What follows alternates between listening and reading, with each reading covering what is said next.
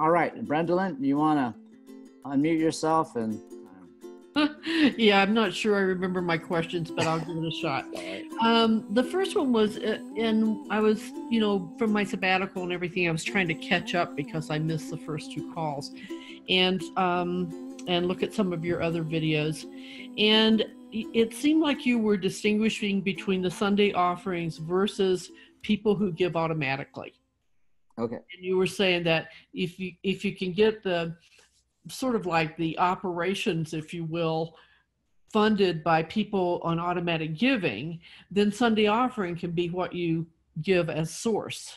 Right. Did I understand that right? Okay, so let me thank you for that because as I listened to myself, I then came up with all kinds of questions I want to ask myself, and that was one of them. So let's just say that 3 years from now, we finally announced to the congregation, guess what? We have now successfully underwritten all of our expenses. So this Sunday, we're going to give it all away. Mm-hmm. Okay. And then if we're able to do that next Sunday, that's what we'll do. So it's not like it's a tipping point's reached and that's it. No, it becomes a way in which we can hold that effort and what is possible when we succeed and mm-hmm. what we create together, so it's a win-win. So the way I imagine it living is that we attain that, and then the Sunday love offering becomes our ritual. The community decides where it wants it to go. Maybe we have agencies from the community come to our church and kind of pitch who they are, so our community owns what it wants to give into. It's just another way to mobilize a dimension of tithing as source. Mm-hmm. And then when we do fundraisers, this congregation loves to fundraise and it would do it independent of what our financial need is. Then we'll spend those money on toys, on upgrades, things like that. So that's basically what I meant by it. It would be a milestone to attain, and then after we attained it, we would play with it, so long as it was still working. Thanks. My second question had to do with when people, is there a formal method by which people indicate what they can give? We call it pledging at Unity Santa Fe, but it's like people right. pledge, this is what I intend to give. Right. How do you do that? Okay, so we don't have pledges, and it's not, I can't tell you why. They've had them in the past. I've never done that as a minister, so I don't even know how to do it.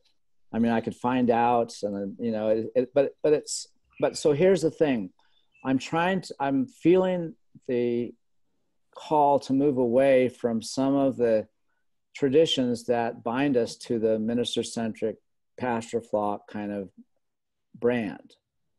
And so pledges and those fall faith things and those kinds of things, tithing, kind of ties us back into those older traditions, and the baby boomers get it and the traditionals get it, but our new emerging demographic has a different context. And so I'm abandoning those kinds of ways of framing what's happening for other things. So to answer your question, we talk about electronic giving.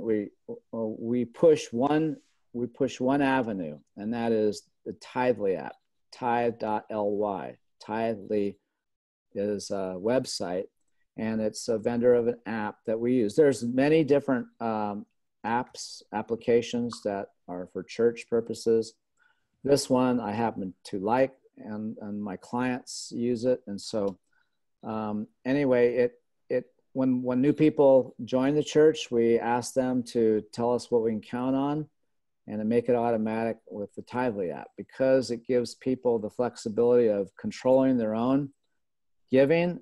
They can just tithe whatever they want, and then it's automatically tracked, so they don't even have to tell us. They can just we just tell them what is the minimum member contribution if everyone is doing their fair share, and then they set theirs up. Plus, they can do it out of their credit card or their checking account, and they can offset the charges that the church pays. Mm-hmm. So, for instance, we tell the church that the community that $400 of service charges a year happen for those of you who are on our credit card list. So if you'll switch to your own bill pay, that'll save us $400, or if you switch to the Tithe app. So that's how we kind of are in the conversation of consistent giving. And then we ask people who are new to our church when they join what we can count on. So we have that. And then the people that are in consistent giving, we track that. So we have a sense of what we can count on. Then we also measure what is that we can't track, and that is cash. And then the stuff that comes in that isn't necessarily connected to a person's routine of giving, that's also there. And so we just try to kind of understand the different giving patterns in our church. I have mapped out 5 different giving demographics. I find that that research and that data useful in me being able to appreciate what's happening in the congregation, especially with different seasons of giving, things of that nature. But suffice to say, the only conversations we have with people about money are either in general ways with respect to the systems we've set up through the center update, through the board update, or through our annual meetings, or through our efforts of holding up the mirror when the time is right. We have conditioned our community to welcome the times when we share the information that reports how they are doing to fund the organization. Mm-hmm. So it's a shift has taken place. So before, it was what are they doing to keep us solvent, and now what are we doing to keep us afloat? So it shifted. Now that shift has taken 3 years to shift that, mm-hmm. I'm trying to make it quicker for the folks that I'm coaching, because I think that you can be more direct at it now that I have a sense of what's entailed. So the biggest hurdle for me was getting the board shifted, the energy of the board shifted, because they're conditioned to get more. And what I was after is to condition my board to be more. And so that has taken some time, and it's not like they didn't want that. It's just that we didn't know how to kind of help them, because we're stuck in our own sense of not enough ourselves. And there's a story behind that as well.